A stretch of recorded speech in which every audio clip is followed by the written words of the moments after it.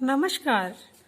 पिछली वीडियो में हमने 4 दोहों का अर्थ बताया था और आज हम आगे के दोहों का अर्थ बताएंगे।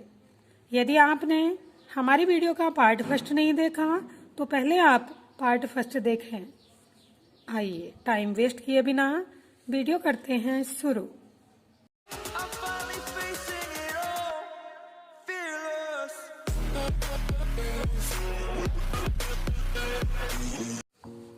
इन चारों का अर्थ हम बता चुके हैं। आज है ये वाला दोहा। चिंता तो हरि नाव की और न चिंता दास, जे कुछ चितवे राम बिन सोई काल के पास। इस दोहे में कवि ने एक सच्चे सेवक या साधक के गुणों का वर्णन किया है। कबीर कहते हैं, चिंता तो हरि नाव की, मुझे चिंता है तो उस हरि के नाव मीन्स नाम, उस हरि के नाम के चिंतन करने की है, उस हरि के नाम का स्मरण करने की है। और न चिंता दास, और इस दास कबीर को कोई भी चिंता नहीं है। मैं इस नश्वर संसार में जे कुछ चितवे राम बिन, उस ईश्वर के, उस राम के नाम के बिना, उस ईश्वर के नाम के अतिरिक्त जो कुछ भी चितवे देखता हूँ, जो कुछ भी देखता हूँ, सोई काल के पास, वही मुझे, काल का अर्थ है मृत्यु, मृत्यु के समीप दिखाई देता है, मृत्यु में समाने वाला दिखाई देता है। इसका काव्यगत सौंदर्य होगा। भाषा कबीरदास की पंचमेल खिचड़ी है, सदुकड़ी जिसे कहते हैं। अलंकार यहाँ निर्देशन दिए गए हैं, अतः निर्देशन अलंकार होगा। रस शांत, गुण प्रसाद। अगला दोहा देखते हैं। तू करता तू भया, मुझ में रही न हूँ, वारी फेरी बल गई, जित देखूं तित तू। यहाँ कवि यह बताने का प्रयास कर रहे हैं कि भक्ति में लीन व्यक्ति परमात्मा के रूप को प्राप्त कर लेता है। कबीर कहते हैं, तू करता तू भया, हे परमात्मा, मैं तेरा नाम लेते लेते, तुझे याद करते करते तू भया, तेरे जैसा ही रूप वाला हो गया हूँ, मुझ में रही न हूँ, और अब मुझ में हूँ नहीं रही, यानी मुझ में अहंकार नहीं रहा, मेरा सारा अहंकार समाप्त हो गया है। वारी फेरी बल गई, अब मुझे वारी फेरी का मतलब है वार फेर, बार बार इस जन्म और मृत्यु के बंधनों में नहीं पड़ना पड़ेगा। ये भी मेरी समाप्त हो गई। अब इस संसार में मुझे आना जाना नहीं पड़ेगा, क्योंकि अब तो मैं जित देखूं तित तू, जहाँ भी देखता हूँ उधर मुझे तू ही तू दिखाई देता है। काव्यगत सौंदर्य के आधार पर हम लिख सकते हैं, यहाँ अद्वैतवाद के इस सिद्धांत पर प्रकाश डाला है कवि ने कि ब्रह्म ज्ञानी, ईश्वर को जानने वाला, स्वयं ब्रह्म हो जाता है।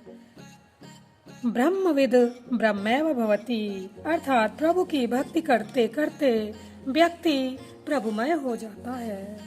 यहाँ भी भाषा सदुकड़ी। वारी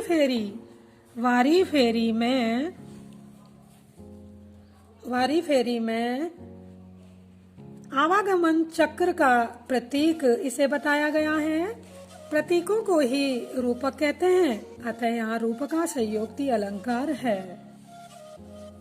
पुनरुक्तो तू में पुनरुक्ति प्रकाश अलंकार है, दोबारा आया, पुनः आया है, इसलिए यहाँ पुनरुक्ति प्रकाश अलंकार है। रस शांत और छंद दोहा। अगला देखते हैं दोहा। कबीर सूता क्या करे, काहे न देखी जागी, जाके संगते बिछुड़िया, ताही के संग लागी। इस दोहे में कवि ने मनुष्य को सांसारिक मोह त्यागने की चेतावनी दी है। कवि कहते हैं, हे जीवात्मा, तू माया की निंद्रा में सोई सोई क्या कर रही है? क्यों सो रही है? काहे न देखी जागी। तो इस मोह माया की नींद को त्याग कर, जग कर संसार की वास्तविकता को क्यों नहीं देखती है? तू जाके संग ते विछड़िया, जिस परमात्मा के संग साथ से बिछड़कर अज्ञानतावश बिछुड़कर अलग हो गई थी। हे जीवात्मा, तो अज्ञानतावश जिस ईश्वर के साथ को छोड़कर बिछड़ गई थी, अलग हो गई थी, तो उसी ईश्वर का संग कर ले, उसी ईश्वर का साथ कर ले, इसी में तेरा कल्याण है। काव्यगत सौंदर्य के आधार पर लिख सकते हैं, जीवात्मा परमात्मा का ही अंश है। वह मोह के वश में होकर स्वयं को अलग समझता है। यहाँ भी छंद दोहा, रस शांत, भाषा पंचमेल खिचड़ी है। केसो कही कही कूकिए, ना सोइए असराय, रात दिवस के कूकणे कबहू लगे पुकार। यहाँ कवि ने ईश्वर को स्मरण करने पर बल दिया है। कवि कहते हैं, केशव कई कई कूकिए, उस ईश्वर का नाम ले लेकर केशव केशव अर्थात राम राम कहकर उस ईश्वर को पुकारते रहना चाहिए।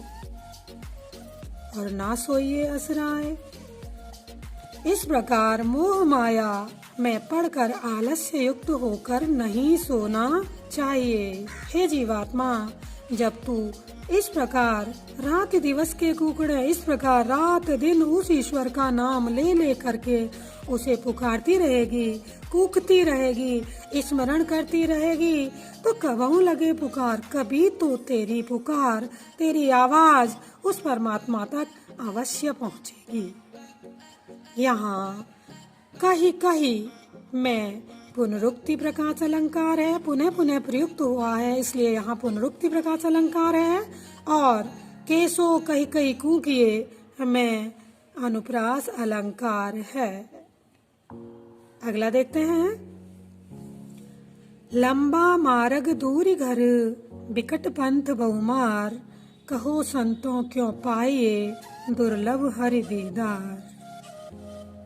यहाँ ईश्वर प्राप्ति के मार्ग में आने वाली कठिनाइयों को, बाधाओं को कवि ने स्पष्ट किया है। कवि कहते हैं, उस परम पिता परमेश्वर तक पहुँचने का मार्ग बहुत लंबा है और उस परमात्मा का घर दूरी घर अत्यंत दूर है। उस तक पहुँचने का मार्ग बहुत लंबा है और उसका घर अत्यंत दूर है। बिकट पंथ बहुमार, और उस ईश्वर के घर तक पहुँचने वाले मार्ग में बहुत सी कठिनाइयाँ हैं, बहुत सी कठिनाइयाँ हैं और बहुमार, रास्ते में बहुत से बटमार मिलते हैं। चोर उचक के संसार का आकर्षण मोह माया रूपी बटमार भी मिलते हैं, जो कि जीवात्मा को भ्रमित कर देते हैं।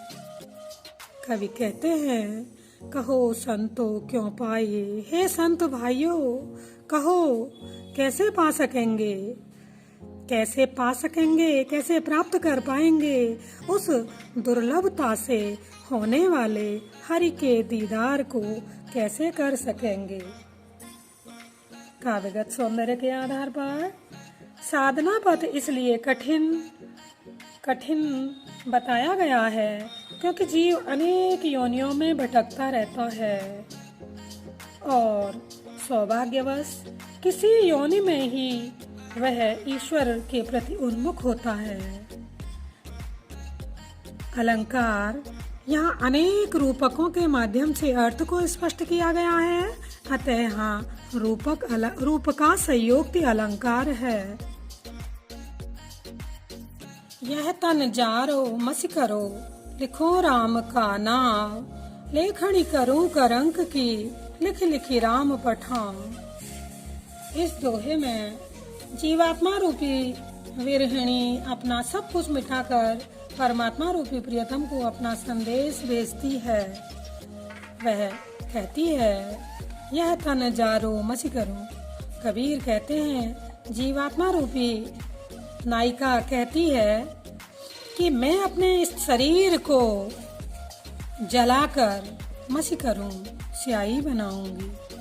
मैं अपने इस शरीर को जलाकर स्याही बनाऊंगी और लिखो राम का नाम, और उस परमात्मा रूपी प्रियतम का नाम उस पर लिखूंगी।